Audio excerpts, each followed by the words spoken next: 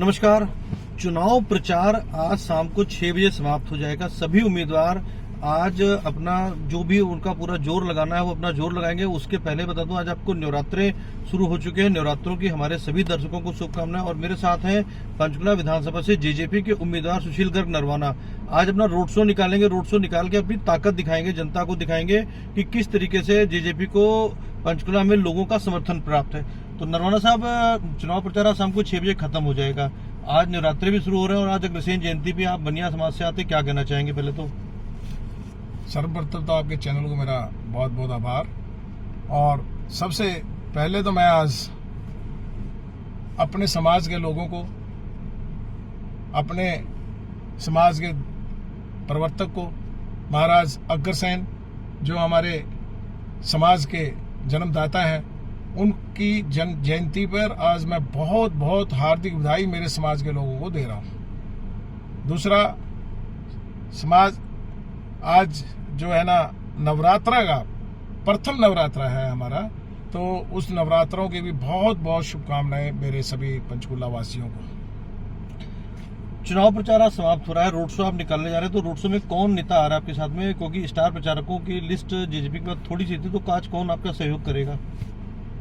मेरा आज road show है और मुझे जो समर्थन मिला है, आज मैं काफी ताकत आपको दिखाना चाहूंगा कि लोगों ने किस प्रकार मुझे जनता को, मेरे को नहीं, जनता को, जनता ने मुझे जो समर्थन दिया है, मैं तो ये कह रहा हूँ ना जी, जनता ने जो मुझे समर्थन दिया है, उस समर्थन की आज जनता मुझे ताकत दिखा रही है। ये बता रही है जनता कि हम आपके साथ हैं। बहुत सारा आज समर्थन मुझे मिला है।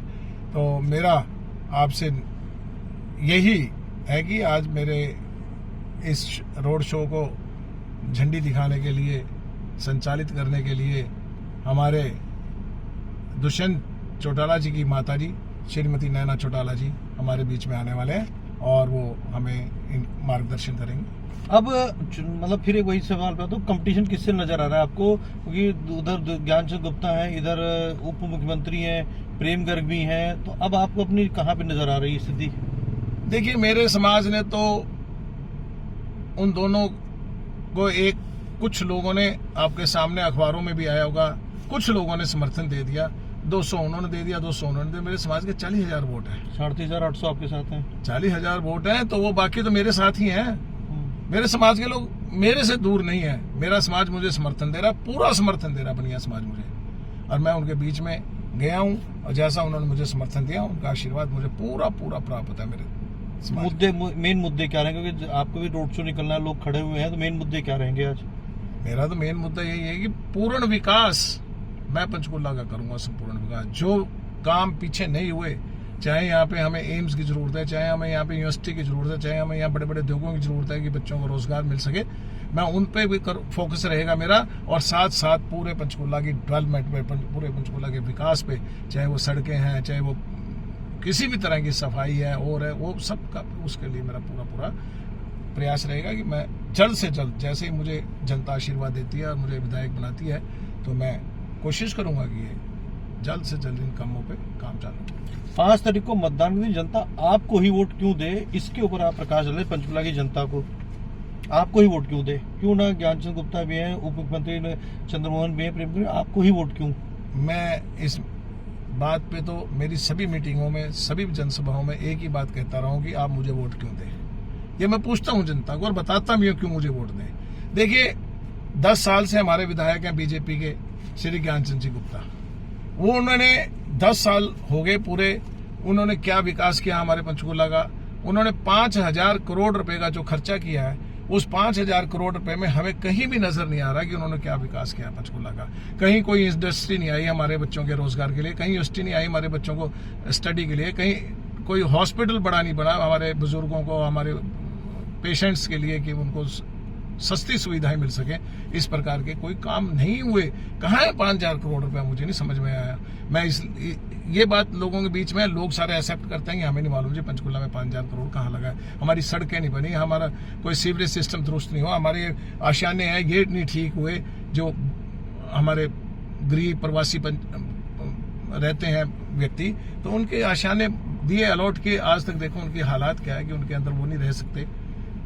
और जो स्लम एरिया है हमारा, उस स्लम एरिया का भी मैंने कहा है कि हम 2-2 मरले के प्लाट उनको अलॉट कराएंगे, क्योंकि जब वोट लेने हैं तो स्लम एरिया को वो वैध मान लेते हैं, जब वोट नहीं लेने तो वो स्लम एरिया को अवैध घोषित कर देते हैं कि हम यहाँ कोई प्रोग्रेस नहीं करवा सकते, कोई काम नहीं। ऐसा क्यों? मैंने जनता से पूछा भी ऐसा क्यों हो रहा है? वो कह रहे हैं हमें तो देखते नहीं, वो देख के राजी 10 साल घुसते नहीं आगे, वोट ले जाएंगे फिर देखते नहीं हमें तो ये स्थिति है। दूसरी तरफ वो चंद्रमोहन जी हैं, वो भी 10 साल खाली रहे, कभी जनता के बीच में आए? किसी मार्केट में किसी जनता के बीच में वो नहीं पहुंचे, ना ही लोगों के बीच में गए कभी कि 10 साल में कोई काम नहीं, मैं जनता की दुख तकलीफ तो सुन लूं, लेकिन नहीं, क्योंकि वो तो चांदी का चम्मच सिल्वर स्पून मुंह में लेके पैदा हुए हैं। भजन लाल जी के सपुत्र हैं, भजन लाल जी ने उनको सीधी टिकट दे दी थी और सीधी टिकट देने की वजह से वो एमएलए बन गए उस टाइम भजन लाल जी के टाइम पे, और उनको ये नहीं पता जमीन स्तर का क्या है हाल है, कौन लोग जमीनी है, उनको जमीनी लेवल पे तो वो उठा ही नहीं, ना उसको पता। वो ऐसा व्यक्ति है, मैं उसको दूसरे शब्दों में भी आपको बताऊं कि उसको अपनी अयासी के अलावा और कुछ नजर नहीं आता। पहले भी सीएम रहते हुए उनका काला कारनामा जनता को याद होगा, मैं कहना नहीं चाहता अपने मुंह से कि जनता को याद होगा कि उन्होंने क्या क्या काम किए थे। तो मेरा आज फिर मैं इसीलिए मैं अपना वोट मांग रहा हूँ कि आप मुझे वोट दें, दोनों का कंपैरिजन करेंगे उन्होंने क्या क्या कारनामे किए हुए हैं हमारी जनता के साथ, कैसा कैसा धोखा किया हुआ है पहले, तो इसलिए आप मुझे वोट दें। समर्थक आपके इंतजार कर रहे हैं जो है, क्योंकि काफी सारे इनके समर्थक इकट्ठे हो रखे हैं। 5 तारीख को मतदान का दिन है। पंचकुला वासियों के साथ साथ मैं हरियाणा वासियों से भी कहना चाहूंगा, मतदान जरूर कीजिएगा, और किसी को भी मतदान करें, मतदान जरूर कीजिएगा।